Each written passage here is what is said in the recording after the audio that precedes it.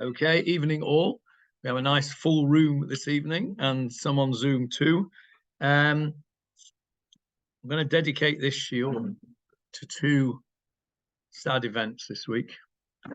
Yesterday, I attended the levaya of Captain Harel Itach, a young soldier who lived on Avradim, 100 meters from my house. I didn't know him. His next door neighbor is somebody that davens here in the shul, Yossi Klein. So I went to the levaya and I catched a lift with Yossi Klein, his neighbor, and he told me all about this boy.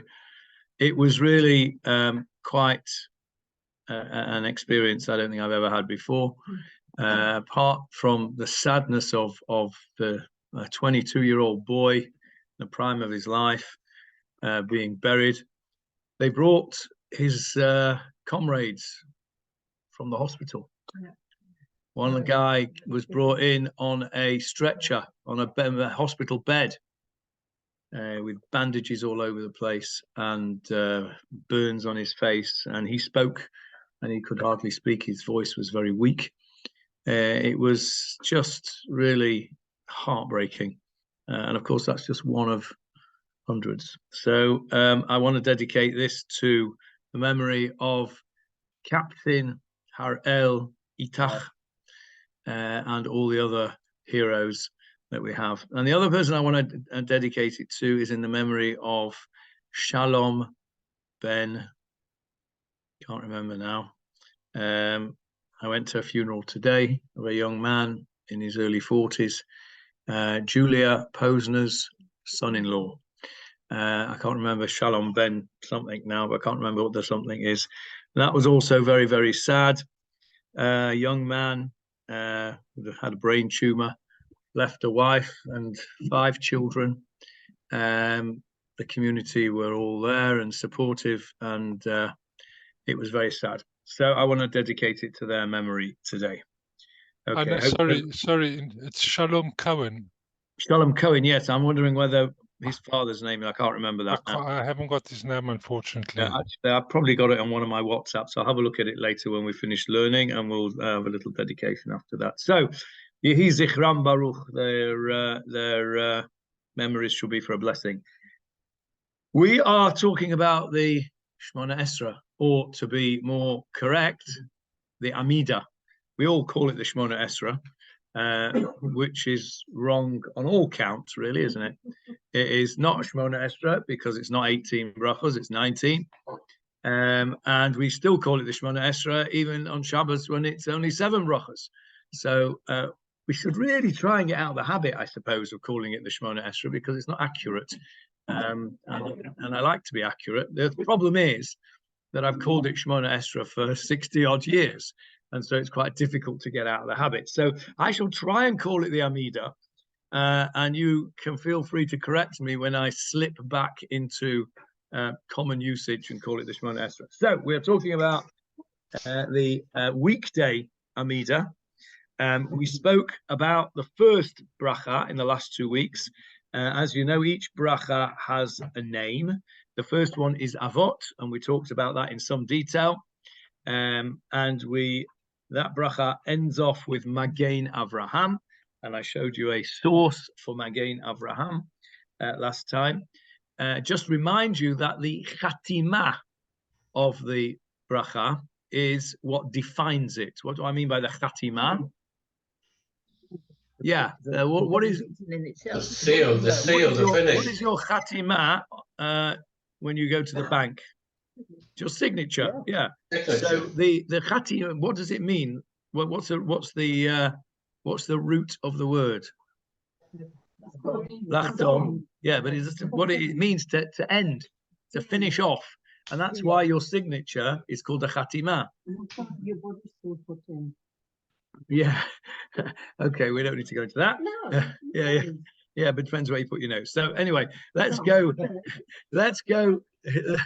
So Chatimah is a signature because that is the final It's the final thing on the document. Okay, once you've signed the document is done. So the chatima of the bracha is the end, how it finishes. So the chatima of the first bracha is Baruch Atah Hashem Magein Avraham. Now, in each of the brachot of the Amidah, the chatima defines the bracha. The bracha itself contains a subject matter, and the end of the bracha is, if you like, the summary and the content, defining the content of the bracha. So before we look at the content of the bracha, what we should really do is go to the end. I know that sounds a bit counterintuitive to go to the end first. Let's look at the end of the bracha, and it'll tell us what the bracha that we're going to talk about is all about. So the second bracha, which is called GEVUROT, begins with the words Atah Gibor and ends with the bracha Baruch Atah Hashem Mechaye Hametim, which means blessed are you Hashem Mechaye, brings to life the dead, who resuscitates the dead. Mechaye, okay, Mechaye, revives or resuscitates. Okay, from obviously the root of that word is chai. Yeah, so it's a mechaye. It's the person who's doing it. So a person who is medaber is somebody who is speaking. Okay, so mechaye is the one who gives life. So gives life to who? Hametim. So it's resurrection of the dead, reviving the dead. By the way, this of course is a very well-known Yiddish word. Machaya. Machaya. Machaya. What's a machaya in Yiddish? Huh? Something that's great, something which is wonderful. Ah, it's a machaya. It's a machaya, right? And what does it really mean? It means it's reviving me. Okay, so when you get home after a long, hard day in the fields, working, picking strawberries, right, like Goldie did today, and you get home and you put your feet up, and Ruby makes you a lovely cup of tea, right? Sure, and you sit there with a lovely cup of tea, and you say, it's a machaya, because this tea refreshes you, revives you. We want her to make him a cup of tea. No, but she's been out working all day. She's been out working all day. So a machaya. So that's by the way, that's just an interesting little thing. That next time you think something's a machaya, think of this bracha. So if the chatima of our bracha of GEVUROT is about reviving the dead, why is it not called reviving the dead? Why is it not called machaya mitim? Why is it not called because it's delicate to talk about. It's delicate to talk about. Talking about it, okay. Philip says it's too delicate. You know how many times revival of the dead is mentioned in this bracha? Not at all. Not at all. Like huh? Not at all, I don't think, is it? Well, let's have a look, shall we? Let's yes, yeah, okay. The first word. Second line. Atah Gibor Olam Adonai Mechaye Meitim. There's one. Yeah. Atah Rav Loshia Mechalkel Chayim Bechesed Mechaye Meitim. That's two. Barachamim Rabim Somech Noflim B'Rofei Cholim Umatir Asurim Kaimim Matol Sheni Afa Mi Chamoch Ba GEVUROT Midei Malach Melech Meimit Umechaye. That's three. Umasmiach Yeshua V'Ne'eman Atah Lachiyot Meitim. That's four. Baruch Atah Hashem Mechaye Meitim. 5 times we mention. Actually, there's a 6th time, which we didn't say. Which one did we? Mechalkel Chayim Bechesed. That's also partly. It's not quite Chiyat HaMeitim. 5.5 times. Yes, Jeff. Divine might. Okay.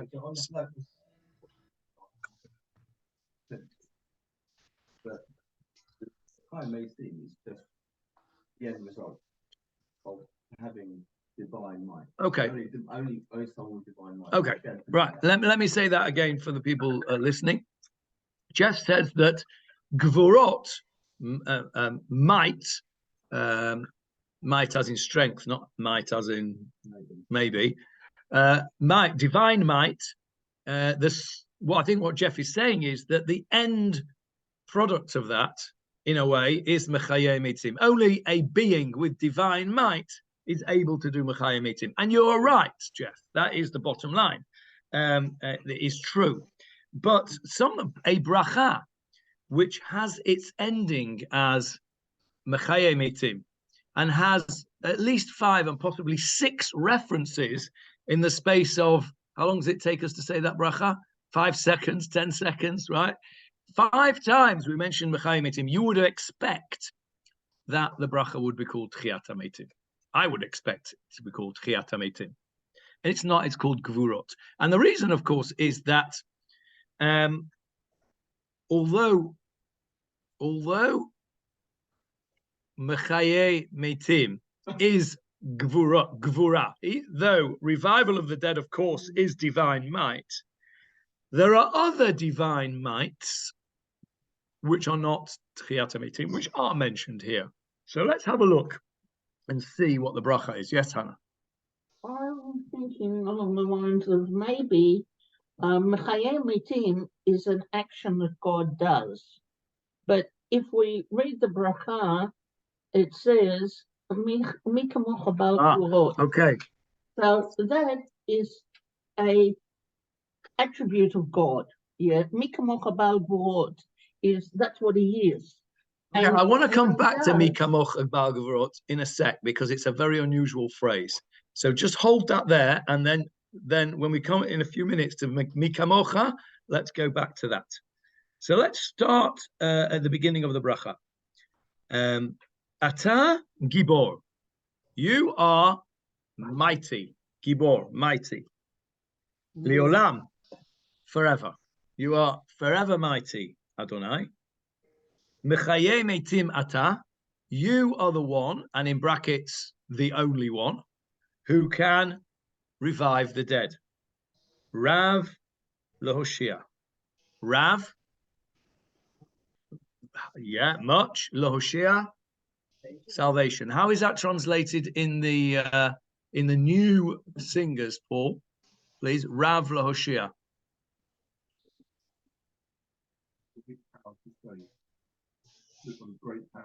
Great power to save. So the article is abundantly able to say. Abundantly able to save. So Rav Lahoshia is a little bit difficult to translate because you've got something missing. Rav, abundant. Lahoshia, to save. Abundant what?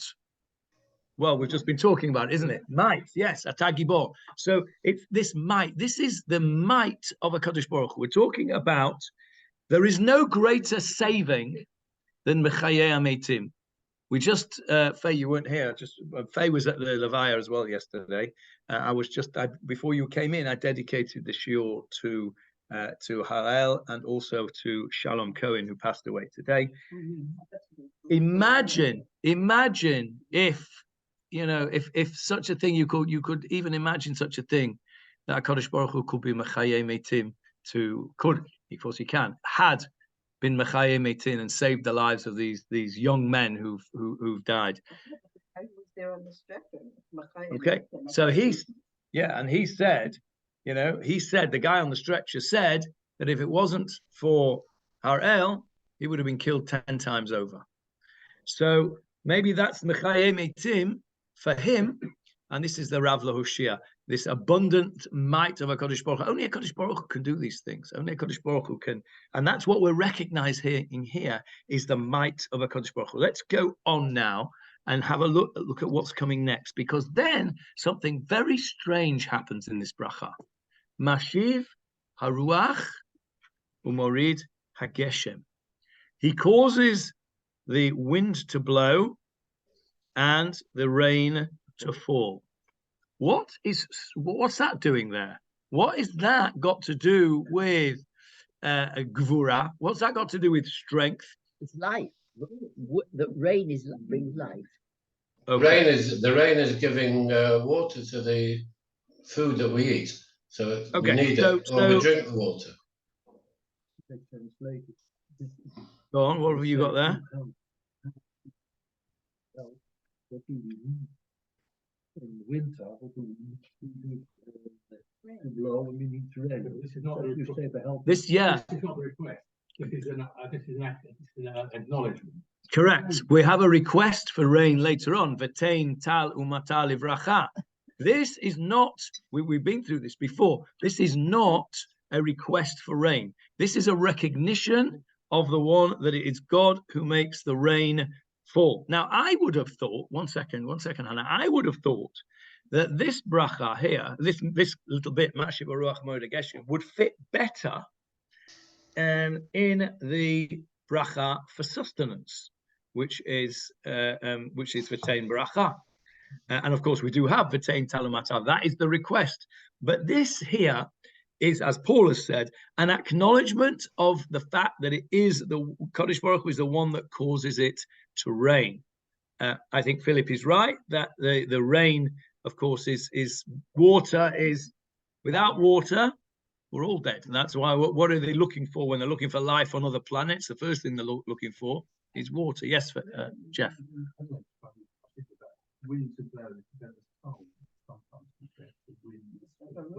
Okay, that's interesting. I hadn't thought of that. Let me just say that so everyone can hear. Jeff is wondering whether Mashiv Haruach has a deeper meaning, Ruach meaning spirit, and Kadosh Baruch Hu is the one that causes the spirit to blow the spirit into the human being, and that would be a type of Mechayim Eitim. That I like that. Yes, Hannah, you wanted to say something. One sec, Faye, one sec. Hannah, yeah? I don't remember when, but there's somewhere where rain is translated or considered Gevurah.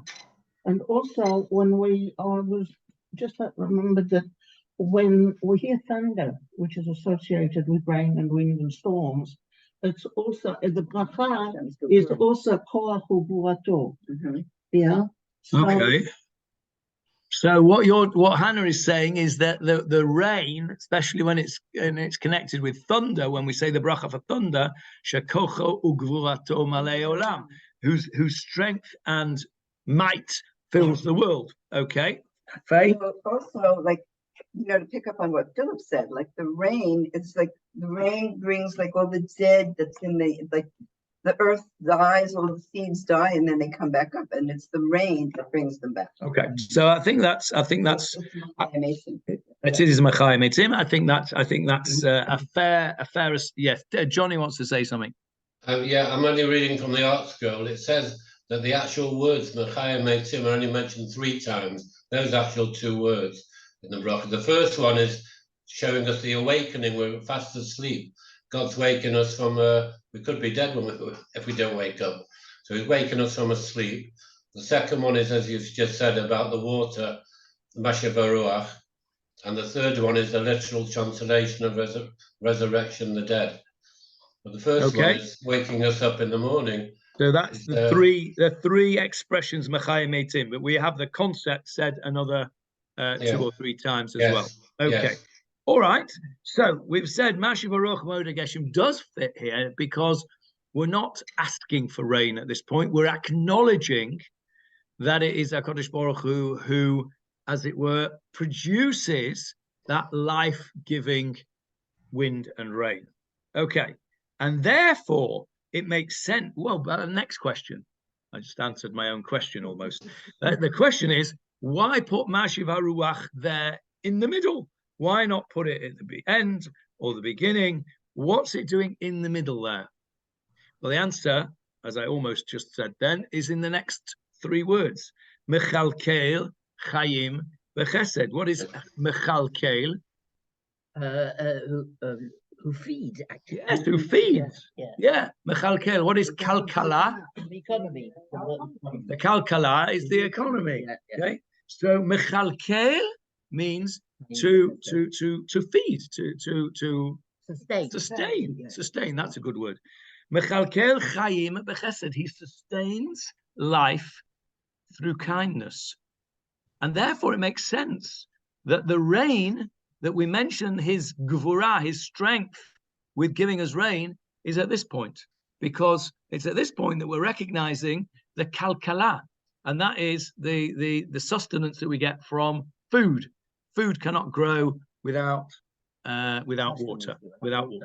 So it makes sense now. Now we understand why Mashiv Ruach Umorid Geshem is there. It's not just plonked there for nothing. It's there in its proper place. Mechalkel Chaim Bechesed, he who sustains life with kindness. Mechaye Meitim Barachamim Rabim, and he resurrects the dead with great mercy. Now, this whole concept of resurrecting the dead is a fundamental element of the Jewish faith, because we have in the Rambam's principles of faith. Yeah, one of those is, I believe with complete be'emunah shlema, with complete faith, with the resurrection of the dead. Now, what that means, the resurrection of the dead, is open to all sorts of different interpretations. Does it mean that actually the dead are going to come out of their graves and start coming back to the earth again? And if so, how are they going to come back? Are they going to come back as young, fit adults? Are they going to come back as babies? Are they going to come back the day before they died when they were ill? I mean, who knows, right? You can think about it. Oh, okay. So he who revives the dead. Okay, Paul makes a very good point. It's in the present tense. So let's come back to that in a sec. Let's just finish this little idea, first of all, of what Mechaye Hametim is. There are those that will take it literally and say that it means that, yeah, every person who dies will be resurrected on the earth at the time of Mashiach. Okay, now that's one interpretation, but it's only one interpretation. That's not the only interpretation that there is of Tchiyat HaMeitim. Because there are many Mefarshim that say this is alluding to Olam Haba, that the people will be resurrected in Olam Haba, whatever that means. So, how you interpret Mechaye Meitim is definitely, there is definitely more than one interpretation. However, what is not up for grabs is to say that there is no such thing as Mechaye Meitim. You may say, I don't understand what it means, and you're perfectly entitled to say that, because nobody has ever come back from the dead to tell us what it means. So you're perfectly entitled to say, I don't understand it. What you're not entitled to say, according to the Jewish principles of faith, is that there is no such thing as Tchiyat HaMeitim. Okay, there is a big difference between those two positions. In the Torah, No, it is. The difference between the Sadducees and the Pharisees and the Sadducees. Yeah, correct. So Paul points out the one of the major differences between the Sadducees, the Sadducees, and the Prushim, the Pharisees, is that the Sadducees categorically denied Tchiyat HaMeitim, denied the concept of Olam Haba, whereas the Prushim, it was a fundamental part of their belief system. And of course, Rabbinic Judaism, what we have today, is a descendant of Pharisaic Judaism from Pharisaic. Okay, Prushim, the Judaism of the Prushim, and therefore we have a fundamental belief in Tchiyat HaMeitim. I don't know what it means, and I just suspect that none of you know what it means, but it doesn't matter. Just because you don't know what it means doesn't mean that you can't believe in it. We believe in it. You just don't know what it is right now. Okay. You can believe in the sun even if you never see it. Right? Ah, you mean as opposed to the Holy Ghost? No, the sun, S-U-N, as opposed to S-O-N. No, not believing in the Holy Ghost. Yes, Paul, you wanted to say something? No? Oh, it was you, Hannah. Yeah. Say that the prohibition on calling up the dead is logically about also about reincarnation, Triat HaMetim. The souls have got to go somewhere. If you can call on them, they must be somewhere. And they're not dead because you can bring them up and talk to them, theoretically. And the Torah prohibits it. And you have in Shmuel, where Shaul calls up a thing, and it's a sin. You're not allowed to. So therefore, use mediums. Yeah. but To the Ouija soul boards and all that stuff. the soul is somewhere. So, there is some indication of life after death. And therefore, he revives the dead. It's interesting. That's interesting. Okay, but that was a special miracle. We're talking here about Mechayim Might have been as a concept. might have been a near-death experience. So, The soul exists. It's always existed. It continues to exist. Not being okay, revived. so you can see by this discussion that the semantics of this are very difficult, and I don't want to get bogged down in that because there aren't any answers to this. None of us know what it means. If you want to think of it as that, the people that have already died will get out of their coffins and come, that's absolutely fine. If you want to think of it in a different, more spiritual way rather than a physical way, that's also absolutely fine. What you can't do is to say it doesn't exist. You can say, I don't understand it, but I accept it. And that is what is called, ladies and gentlemen, faith. Because if you can prove something, then that is not faith, right? You don't have to have faith that I am holding a glasses case in my hand because you can see that. But if I say to you, what am I holding in my hand now? You have to have faith that I'm holding a glasses case. And in fact, I'm holding nothing, okay? But you would have had faith that I was holding a glasses case, okay? That is the difference between faith and knowledge. Now, Tchiyat HaMeitim, you have to have the faith that there is. You don't understand what it is, that's absolutely fine. It doesn't even really matter if you don't understand it and if you dismiss it as something, as I do, actually. I say, I don't understand it. I've got enough to worry about that, I believe that it will happen. And when it happens, I'll understand what it meant that I didn't understand, okay? So I personally do not get myself het up about what Tchiyat HaMeitim is. I just say, I don't know, don't understand it. It'll happen. It's beyond me. And I'll concentrate on the things that are not beyond me and that I can make a difference to. So the reason I've spent so much time on that is that I wanted to really hammer home the point that you do not have to believe that coffins will open and people will walk the earth if you don't want to. If you want to, that's also fine, but you don't have to. Okay, now let's go on. Somech noflim. Somech noflim. He supports the noflim is actually not the fallen. What is noflim? Yeah, the falling. The falling. He supports those that are falling. In the process of. In the process of. Yeah, it's a present tense. Somech noflim. He supports those that are falling. Rofei cholim. He heals the sick. Umatir asurim. Something that we should be saying with tremendous kavanah right now and great prayer. He frees the prisoners. Umakayem emunato, and he establishes his faith. Lishenei afar. Emunato, wouldn't you say that as he and he confirms his truth, his No, emunah is not truth. Emet is truth. Emunah is faith. No, it's faith. Okay, yeah. We'll see why I think it's faith in a second. What is lishenei afar? Those who sleep in the dust, to the dead. So what's the root of the word? Those who sleep. Shena. Shena means sleep. Lishenei afar. To those who sleep. Who actually bit the dust. Sleep in the afar. Who sleeps in the dust?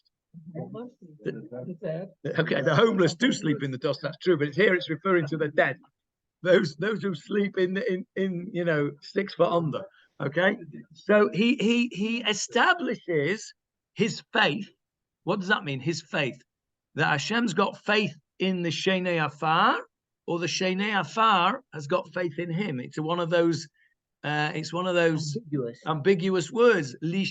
Umakayem emunato. I read this as he establishes his, with a capital H, faith. That HaKadosh Baruch Hu has faith, as it were, in the Shenei Afar. Who are the Shenei Afar? The dead.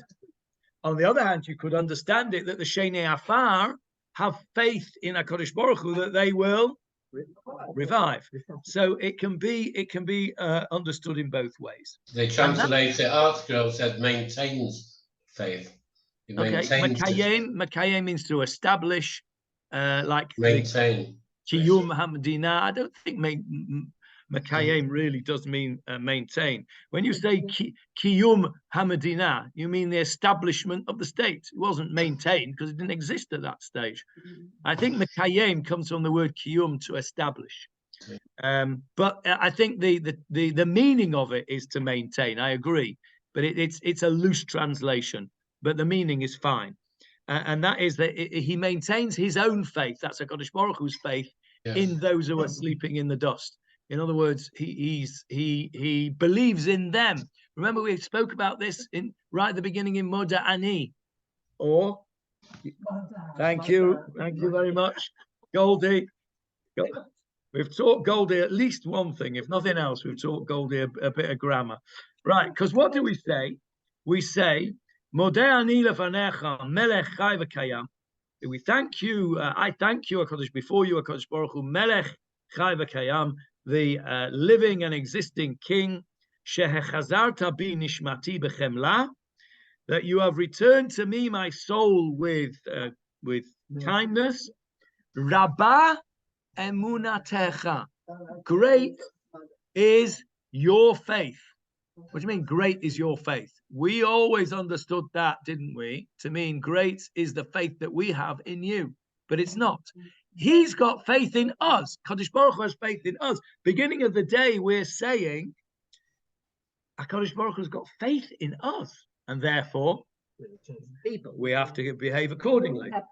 We have to behave accordingly. So I think this is Umakayem Emunato.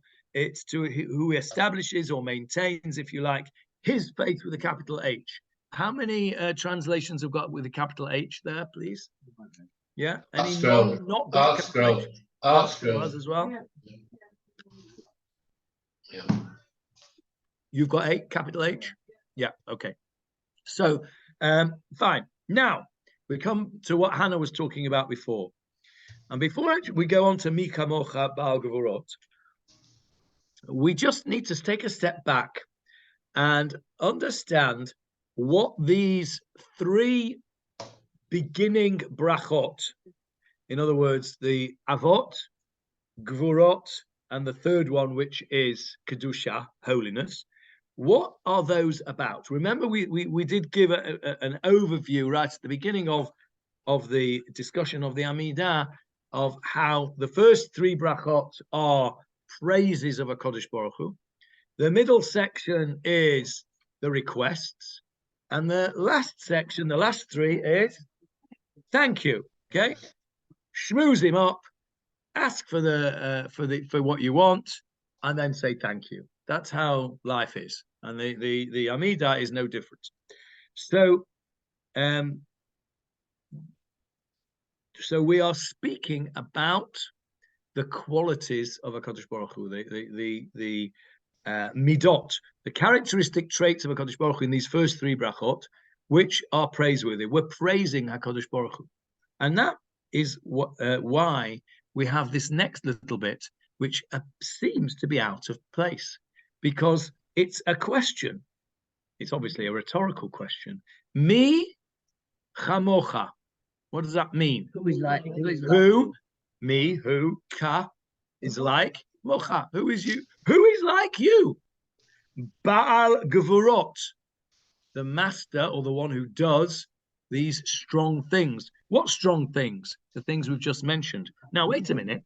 Hang on a minute. Somech noflim, a human being, if he's quick enough, could catch somebody on the way down. Happened to me. Right? Happened to me. Rofei cholim, Okay. Doctors can heal sometimes. Okay. Umatir asurim. Some people can open up the door and let prisoners out. So why are we saying mi chamocha ba'al gevurot over here? We've the next to the next bit as well. Umi domelach, and who is similar to you? Who is like you? Who is similar to you? We say it, Johnny, in Ein Kalahenu. We say 4 times me. We do. We say Mikala. Michaleinu, Michadonenu, Micha Malkeinu. We'll talk about that in a minute, actually, since you mentioned it. But let's just finish this section here. So we say Micha Mocha Ba'al Gevurot. Who is like you, the doer of wondrous acts, and who is similar to you? What we're really talking about? Melech, Meimit, Umachaye. Melech, the king. Meimit, a king has the power of life and death. Okay, certainly back in the day, kings had the power of life and death. So Kadosh Baruch Hu, of course, Melech Malchei Amlachim, has the power of life and death. We say on Rosh Hashanah, don't we? Mi Yichyeh, Mi Yamut, who's going to live, who's going to die. Umechaye, and can revive. This is the Domelach. This is the Mi Domelach. This is about Ba'al Gevurot that we're asking Mi Kamocha. It's a rhetorical question. Who is like you? Nobody's like you. One second. Let's just finish this. Umatzmiach. What's matzmiach mean? And who nurtures, who makes grow. Makes grow is a good translation. Tzemach. What is a tzemach? A plant. Yeah. So because they grow. Matzmiach, again, it's that causative conjugation of the verb. Umatzmiach. He causes to grow. What does he cause to grow? Yeshua, which is not hope. Salvation. Yeah. Now, if we cannot, at this particular time in history, in our people, if we cannot say this bracha with kavanah right now, then we will never be able to do it, because this bracha is something that we need so much so. Let's just have a little recap. Ata gibor. Ata gibor. You are a gibor. We talk about our giborim, our heroes. Who is the real hero? Who is our major hero? Kodesh Baruch Hu. Kodesh Baruch Hu. Ata gibor elam Adonai. Mechaye meitim ata rav lahoshia. We're asking him to overturn terrible situations and to lahoshia, to save us, Mechalkel chayim bechesed, to sustain life with kindness. Sustain life. What those boys are going through there at the front, they need the Kodesh Baruch Hu to mechalkel chayim. We can't have any idea unless you've been there yourself to know what it's like. Somech noflim, to be a Kodesh Baruch Hu there, to be the one to catch them when they're on the way down. Rofei cholim, the injured, we need them to Kodesh Baruch Hu to heal them. Matir atzurim, that goes without saying. Release the captives. Mekayem emunatel sheni afar. By the way, Mekayem emunatel sheni afar, who maintains his faith with those sleeping in the dust. Which particular people sleeping in the dust are we referring to there? Yes, specifically whom? Now we're talking about the soldiers. Go back to one bracha. The avot. That's the connection between the two brachot. When we say Lishene Afar, we're referring to Avraham, Yitzchak, and Yaakov. We're bringing what we call Zechut Avot. We want, like we spoke about last week, yeah? We want the merits of our fathers to be added to us. Mi kamocha ba'al gevurot. We should be saying, who is like you, master of gvura, of strength? Melech meimit u'mechayeh u'matzmiach Yeshua. Come on, God. Make this Yeshua, this salvation, grow and sprout. Let's get it going. V'ne'eman ata, you are faithful. Lahachayot meitim, again, to resuscitate the dead, whatever that means. And then the chatimah, the end of the bracha, Baruch atah Hashem, Blessed are you, Hashem, Mechaye Hametim, the one who resuscitates the dead. So this bracha, this resuscitation of the dead, is twofold. It's that one thing that we don't really understand, that concept that we just have to believe in. And because we just have to believe in it, that is faith. And that is why it is one of the Rambam's principles of faith. Okay? Where did it originate from, Johnny? Huh? Where did it originate from? Who told us that there would be a Mechayim Eitim? Did it come from anywhere? Any scriptures? There are no scriptural references to Mechaya, to Tchiat HaMeitim itself. No, this came from the rabbis, from the oral Torah. It's a Masorah that there will be Tchiat HaMeitim, whatever that means. Yeah. So there's that principle of faith, and I think that it's important. It's almost, there's a bit of a paradox here, because the less you understand it, the greater the faith. Okay? Stop and think about that for a minute. The more you understand something, the less you have to have faith in it, right? Because you don't have to have faith. You can see it for your own eyes. You can understand it, right? If I show you a very, very complicated equation on a blackboard, right?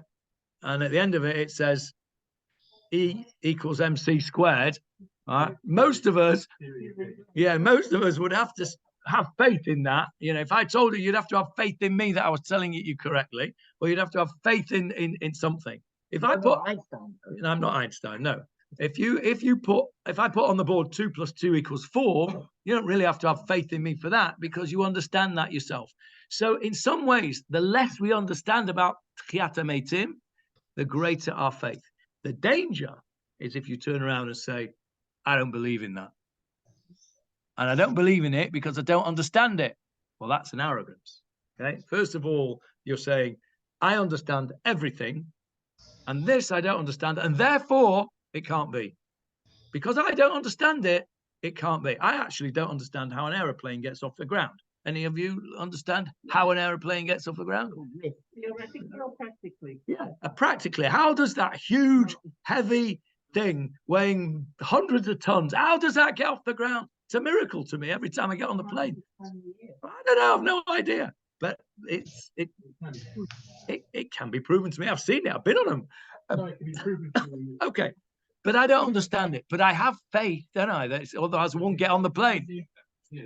Okay, no, but I do need to have faith because I don't understand it. So, but the point that I'm making is, if I didn't understand it and I said, well, if I don't understand it, it can't be, well, then I won't get on a plane, because I would say it can't be, right? But I know it can be because I've seen it. Now, if I don't understand Mechayeh Meitim, Tchiat HaMeitim, and I say, because I don't understand it, it can't be. No such thing, can't be, right? That is a lack of faith.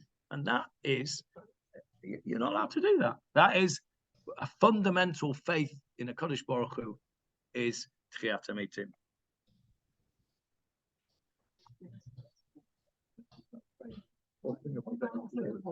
That planes are going, yeah, okay. Okay, so yes, so the Mechayeh Meitim is on 2 levels. It's that level that I don't understand, and yet I accept whatever it means. I have faith in it. Ani ma'amin be'emunah shlema, Tchiat HaMeitim. And the second aspect of it is the bit that we do understand.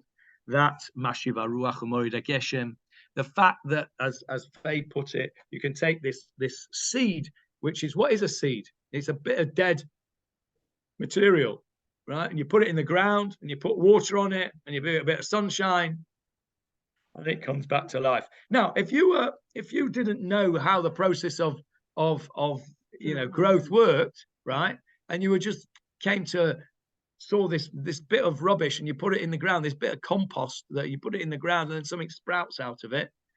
We have in our compost heap at home all sorts of stuff growing there. We have tomatoes coming out of it, tomato plants, all sorts of things. Potatoes. Yeah, because we put all sorts of stuff in there, and all bits of rubbish regenerate. Now, if you didn't understand how that worked, you'd say, wow, That's unbelievable. That's a miracle. Well, it is a miracle. That's what this is telling us. It is a miracle. And that's what this bracha is telling us, that just as we don't understand Mechayei HaMeitim, there are things that we take as normal, like the regeneration, like the Mashiv HaRuach Moed HaGeshem, like the Rofei Cholim, right? Who gives permission to the doctors to heal? Who gives the intelligence to work out how you do this, that, and the other, and do cures? The Almighty. That's right, Kodesh Baruch Hu. And that's what we're recognizing here with Mechayei HaMeitim. This bracha is at least a 2-level bracha. It's the simple recognition that everything that goes on in so-called nature is in fact a gvura of Hashem. And then it's that higher level where you're saying, I don't understand what it means by Tchiyat HaMeitim, but I accept it. And it's a commitment of faith. And that is the point there. Okay. You want to know this is zero. I thought something to Okay.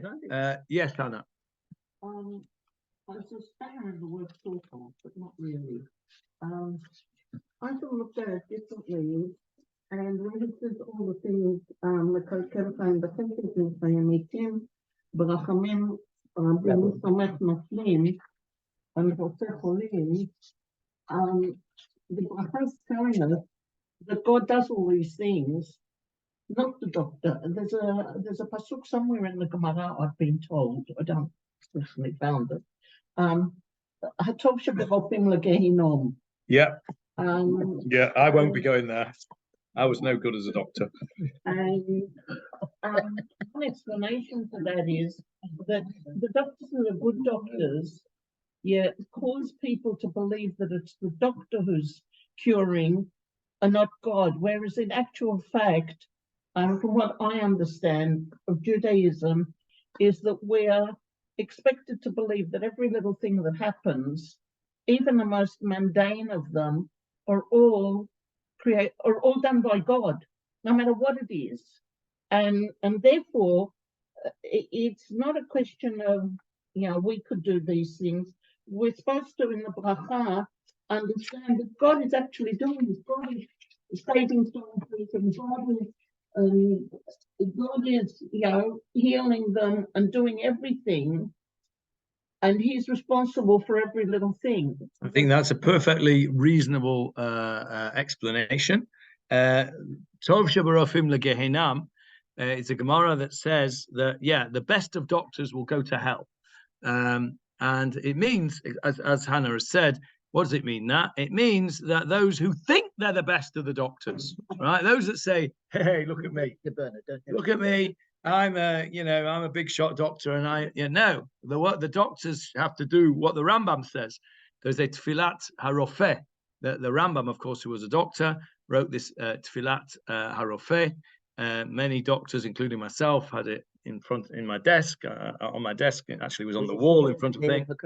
No, it was very different. It was basically asking a Kodesh Baruch Hu to give us the tools, to give us the right thought processes. And I must tell you, and this has happened to me on more than one occasion. You see a patient and you actually have no idea what's wrong with this patient. And something pops into your head and you think, where on earth did that come from? I remember the first time that happened to me, actually, I was on a ward round as a student. And I was going around the ward, and the consultant, they were talking about steroids, and the consultant was teaching us through a patient about the side effects of steroids. And he went round the group. There was, I don't know how many there were, 7 or 8 of us on the group. Each one had to give one of the side effects. Well, of course, Shmerel over here happened to be the end, right? So by the time they came to me, I didn't have a clue what, they'd used them all up, all the ones that I knew. And then suddenly, out of nowhere, out of my mouth, I never forget this. And we're talking I've been qualified 40 2 years. So we're talking more than that. I was a student, and I remember it. Came out of my mouth, depression. And I sort of looked around, where the hell did that come from? I didn't know that. And then it came out. So, I mean, that was the first time it happened. And hence, I was right, yeah. But I have no idea where it came from. But yeah, but I didn't have the packet in front of me. And this has happened many times in my career where I've got a patient and you get that inspiration, that spark of inspiration. From God. Yes. And that's the tap on the shoulder, and it goes. Right? And that is Tov Shebarochim Legehenim.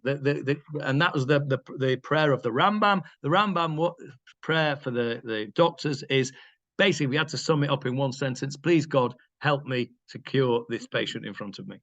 And recognizing that it comes from HaKadosh Baruch Hu. So maybe you're right, Hannah. Maybe the fact that we've got sort of human-y type of things in the middle of these GEVUROT, which don't seem particularly gevura, rofei cholim, plenty healing goes on, which doesn't appear to be miraculous. We have to recognize that everything comes from HaKadosh Baruch Hu, and it is a gevura. It is a mighty act of HaKadosh Baruch Hu. So everything does come from HaKadosh Baruch Hu, but we still have to make our own efforts. 100%. Yeah, I can't rely on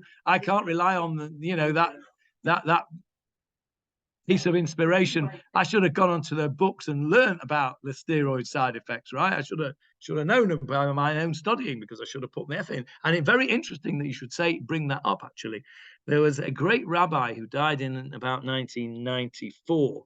There was a great rabbi called Rab Shlomo Zalman Auerbach. Many of you will have heard of him.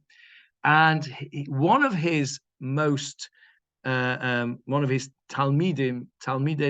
muvhakim, the most close talmidim that he had, I was very fortunate to have him as my Rebbe for medical ethics, Professor Abraham, known as a Nishmat Avraham or Lev Avraham. He's written Sfarim on medical ethics. He was a consultant in Shaarei Tzedek Hospital. He's still alive. And he was very, very close to Reb Shlomo Zalman. And he used to learn with Reb Shlomo Zalman. Reb Shlomo Zalman used to ask his advice on medical matters before he gave Psak Halacha. And I heard this from Professor Abraham directly, not just to me, to a group of, he had relatives in Manchester. So when he used to visit, we always used to make the opportunity to get all the local Jewish doctors together, and he would give us a shiur. And he said that on one occasion, he went to Reb Shlomo Zalman with a Gemara, a difficulty in the Gemara, which he couldn't understand, and the Tosfos and the Rashi and all, and he couldn't get it. He didn't understand it. And Reb Shlomo Zalman looked at it and looked at him and said, "What are you learning this for?" He says, "You should be at home reading the BMJ and the Lancet." And you shouldn't be, he didn't say you shouldn't be wasting your time. He says, no, your job is to go and learn that. That's your job as a doctor. So exactly what you're saying, Barbara, is that everybody's tafkid is to do their very best in their particular field, whatever it might be. And we can't just rely on miracles. But what we do acknowledge in the Amidah, nearly said Shemonah Esrei then, in the Amidah, what we do acknowledge is that despite the fact that we must make all our efforts, you can make all the efforts you want. But if you don't get that siyata dishmaya, what does that mean? The help of God. The help of heaven, siyata dishmaya, the help of heaven. If you don't get that, then all your efforts could be void, could be for naught. So this bracha is this two-level bracha of recognition of God's greatness, the recognition that there is something that we do not understand, and yet we are declaring our faith in it. And as we said before, the whole point about faith is it's not something that you can prove. And it's here in this point because, and that's why I think, this is my own view, that's why I think this Machayei Meitim is stressed so many times here, because we don't know what it means. And it's the whole point of this is to acknowledge that A, that there are things we don't understand, and B, that we have faith in HaKadosh Baruch Hu that even though we don't understand it, there is something on a higher level. Now that takes us to the terrible questions that we all have. You know, why did this young lad that of 22 who was such a wonderful boy and why did HaKadosh Baruch Hu take him? How do I know? I don't know. It's hard. And that is the point of view of faith. Now, what was really impressive yesterday, this family are not an observant family. I will not say they're not a religious family because they are very religious. They're not an observant family. But Faye will back me up on this. Every hesped spoke about how he fought, but HaKadosh Baruch Hu took him. HaKadosh Baruch Hu had other plans. If you didn't know that this was not an observant family, you would have said, this is a family with the most tremendous faith. This is a proper, what we used to use, that horrible word, from. This is a proper from family because their hashkafa was unbelievable. And we could learn something from these people. They're burying their 22-year-old son, the apple of their eye. And yet they were able to say with emunah shlema, and it wasn't shtick. You can't have shtick when you're doing that. This was, you could feel it. It was raw faith. And I, for one, was humbled just to listen to the father and the mother and the brother and his comrades. It was just something completely different. Here was a family, and they were not an observant family. Here was a family, despite not being observant, were religious to the highest degree because they had emunah shlema. And that is what this bracha is about.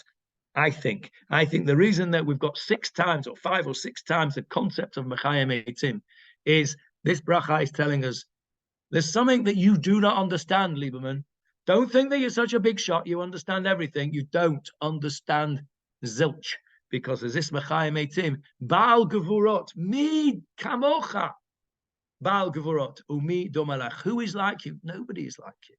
It's like we said in Ein Kelokeinu. Johnny mentioned it before. First of all, it's out of order, isn't it?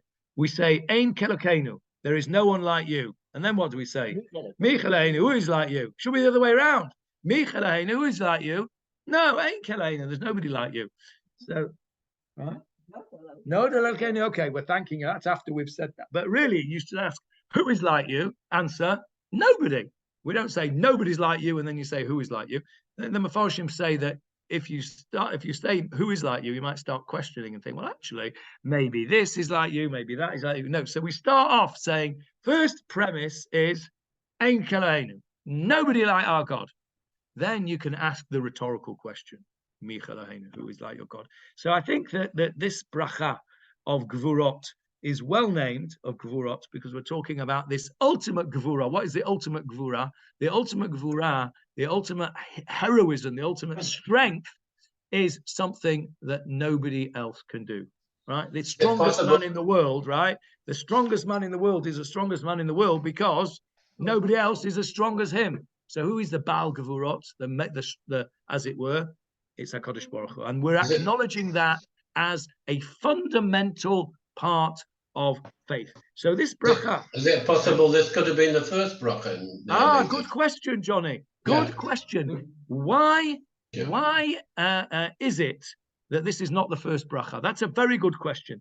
And the answer that's given is that, first of all, we have to recognize what we spoke about last week, that Elokei Avraham, Elokei Yitzchak, Elokei Yaakov. Remember what we said, why it doesn't say Elokei Avraham, Yitzchak, Yaakov, because there are different aspects of HaKadosh Baruch Hu for different people.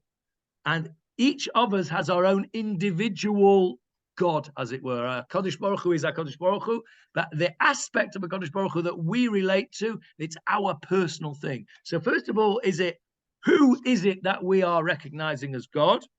And then what is it that we're recognizing as God? You could argue it should be what first, but we are human beings. So first of all, we recognize that we have a need as human beings to have a God, to have a HaKadosh Baruch Hu. My God is different to Philip's God and is different to Charlie's God, etc.